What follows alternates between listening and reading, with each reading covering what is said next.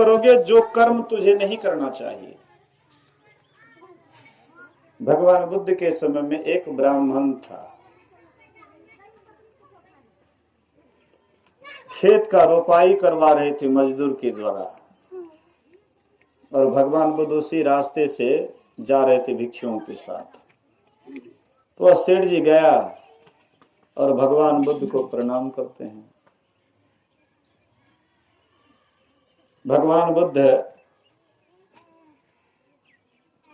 से कहते हैं सेठ जी कि भगवान मैं खेती रोपवा रहा हूँ, फसल अगर बढ़िया हो जाएगा तो आपको पूरे भिक्षु सहित सबका भंडारा करवाएंगे।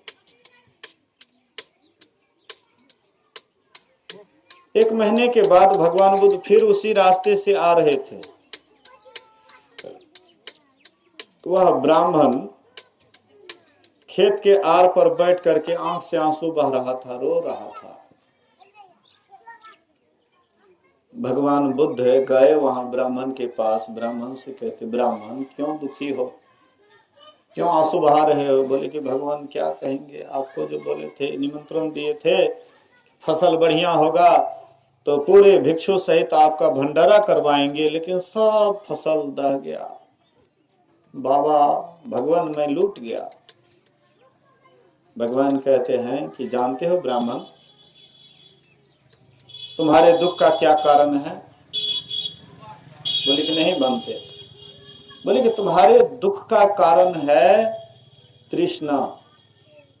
तुम्हारे अंदर में जो तृष्णा था कि इतना उपजा होता, इतना फसल होता, मेरे पास ऐसे हो जाता, वैसे हो जाता, इसलिए तू दुखी है। अगर तुम्हारे अंदर में ये आशा नहीं होता कि इतना फसल हो जाए तो आज तू दुखी नहीं होता, तू अभी भी प्रसन्न रहता है। आवे को हर्ष नहीं, गए को सुख नहीं, आया तो भी राम राम, गया तो भी राम राम। संपत्ति आया तो पर भी राम राम, संपत्ति चला गया तो पर भी राम राम, सुख आया तो भी राम राम, दुख आया तो भी राम राम। अगर इस तरह का हम लोगों के अंदर में विचार आ जाए तो हम कभी दुखी नहीं रहेंगे। दुख होता है शरीर को। मन जिसका हर हमेशा प्रसन्न रहेगा, मन जिसका हर हमेशा खुश रहेगा, उसी के अंदर शांति विराजती है। ध्यान उसी से होता है, परमात्मा की भक्ति उसी से होता है। और जो हाय हाय करते रहते हैं, दिन रात झुर्राते रहते हैं, पछताते रहते हैं, ऐसे किए ऐसे नहीं हुआ, वैसे किए वैसे नहीं हुआ, दिन रात जो संसार में हाय हाय करके जीते, उनका जीवन और बेकार हो जाता है। इसलिए गोस्वामी जी कहते हैं, तुलसी यह तन खेत है। तुम्हारा ये शरीर क्या है? खेत है, खेत। कहते 3 इसमें किसान है, मन वच कर्म किसान।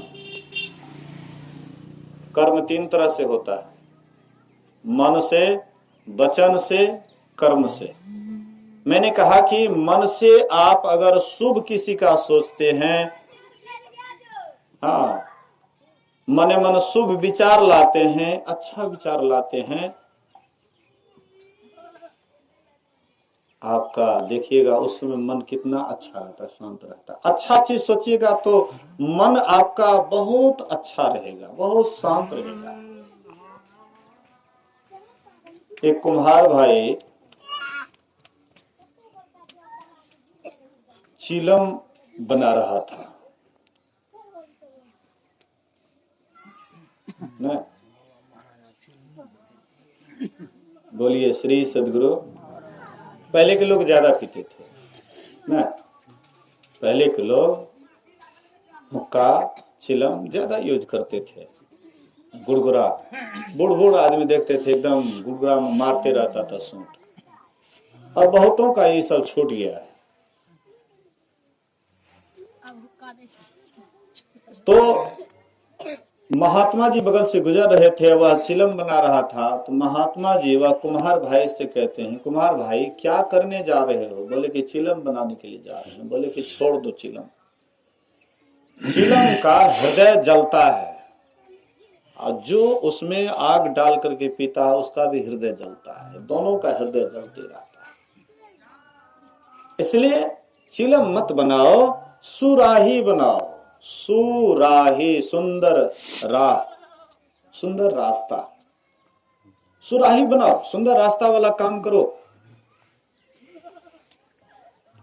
तो कुम्हार भाई क्या करते हैं, विचार को बदल दिए कि अब हमको चिलम नहीं बनाना है, अब हमको सुराही बनाना है। और जैसे सुराही बनाने के लिए मिट्टी को ले जा रहे थे चाक पर, मिट्टी कहता है कि कुम्हार भाई क्या बनाने जा रहे हो? बोले कि सुराही।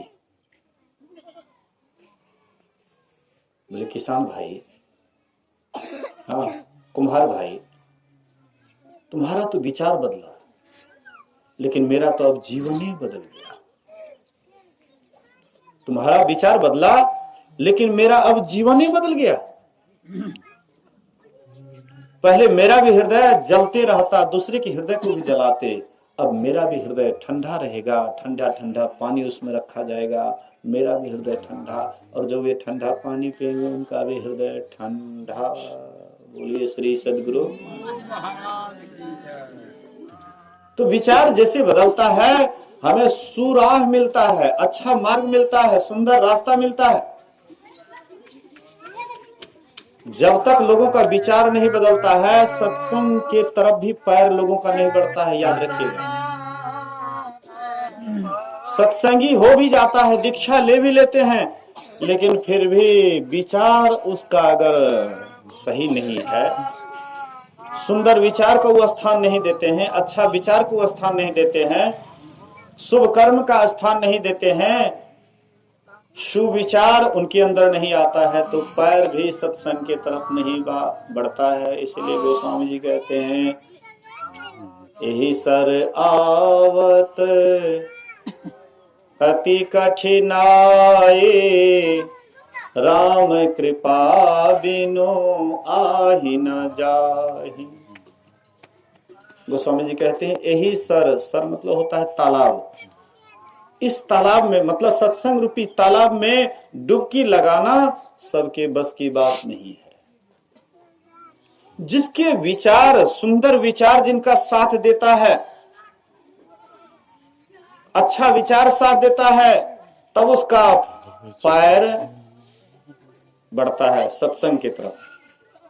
नहीं तो अगल बगल में रह करके भी लोग सत्संग में नहीं पैर बढ़ा सकते, सत्संग में नहीं आ जा सकते हैं। सत्संग में आना बहुत पूंजी की आवश्यकता है। गोस्वामी जी कहते, पुण्य पुंज बिनु मिलहि न संता, सत्संगति संस्कृति कर अंता। पुण्य के पूंजी के बिना सत्संग नहीं मिलता है। पुण्य का जब तक पूंजी नहीं होता है, सत्संग नहीं मिलता है। बोलिए श्री सद्गुरु।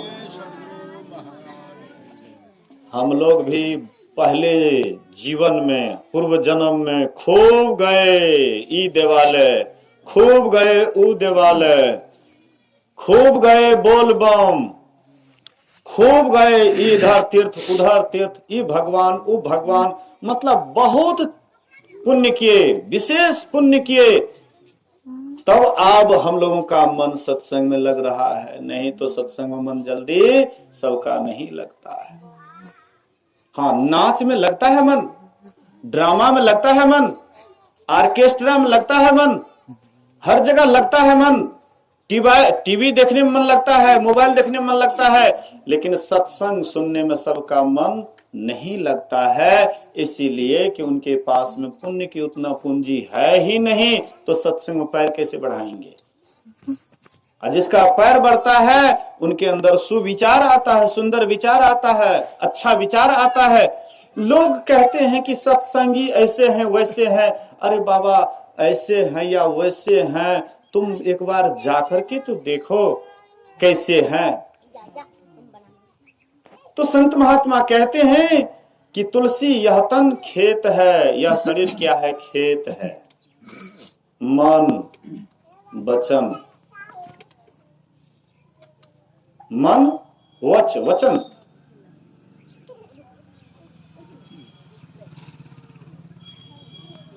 हम वचन से कर्म करते हैं। किसी को गाली दे दिए वचन से, मुंह से किसी को गाली दे दिए, पाप हो गया।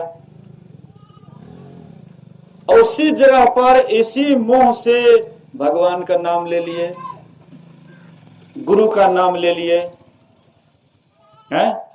1 रुपया खर्चा हुआ गुरु का नाम लेने में, भगवान का नाम लेने में 1 रुपया खर्चा हुआ, तुरंत पुण्य हो गया। बोलिए श्री सद्गुरु। बिना खर्चा का, बिना पैसा का पुण्य। अरे कोनो तीर्थ जाएंगे करने के लिए तो पैसा खर्च करना पड़ेगा, भगवान का नाम लेने में कौन पैसा खर्चा, कोनो पैसा खर्चा है। जो काम जितना अनमोल होता है वह काम उतना सस्ता होता है। सत्संग में आए पुण्य का काम हुआ, ध्यान पर बैठिए तो सत्संग में तो आना पड़ा, ध्यान में तो जहां है वहीं पर बैठ जाइए और मन को एकदम भगवान में लगा दीजिए। सत्संग से बेसी ध्यान में फायदा। मन आपका शांत हो गया, मन आपका एकाग्र हो गया, एकदम खोआ में कौन सुख जो ध्यान में सुख। खोआ खाते हैं, मलाई खाते हैं, बर्फी खाते हैं, रसगुल्ला खाते हैं, पेड़ा खाते हैं, लेकिन उसमें वह कहां सुख जो कि साधना में ध्यान में सुख। लोग इस सुख को नहीं समझ पाते हैं, इसलिए निंदा करते हैं, इसलिए ध्यान नहीं करते हैं। तो जो जितना सस्ता उसमें उतना पुण्य। तो मन वच कर्म किसान, वचन से कभी भी अशुभ बात नहीं बोलना चाहिए, असत्य नहीं बोलना चाहिए। किसी की बुराई, हमारे वचन के द्वारा किसी की बुराई हो जाए ऐसा नहीं करना चाहिए। भला किसी का कर न सको तो बुरा किसी का मत करना, फूल नहीं बन सकते तो तुम कांटे बनकर मत रहना। अगर किसी की भलाई तुम नहीं कर सकते हो तो बुराई भी मत करना। किसी के जीवन में अगर तुम फूल नहीं बिछा सकते हो तो कांटा भी कभी मत डालना। लेकिन हम आप बड़े चतुर और चालाक हैं। हम चाहते हैं कि हम जिधर चलें तो हमारे आगे में लोग फूल बिछावे, लेकिन लोग जिस रास्ते से चलते हैं तो उसमें हम कांटा गाड़ते हैं। पहले देखते थे चलने वाला आर जो है लोग चौड़ा करके रखते थे कि लोगों को दिक्कत नहीं हो चलने में।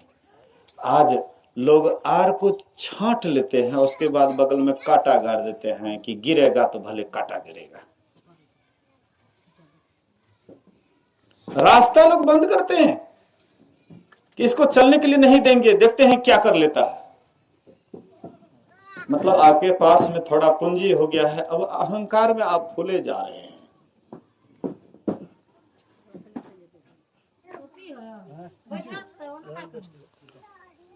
अच्छा कंडक्टर, बोलिए श्री सद्गुरु महाराज की। तो संत महात्मा कहते हैं कि अगर तुम किसी के जीवन में फूल नहीं बन सकते हो तो कांटा भी मत बनना। किसी की तुम भलाई अगर नहीं कर सकते हो तो बुराई भी मत करना। बोलिए श्री सद्गुरु। तो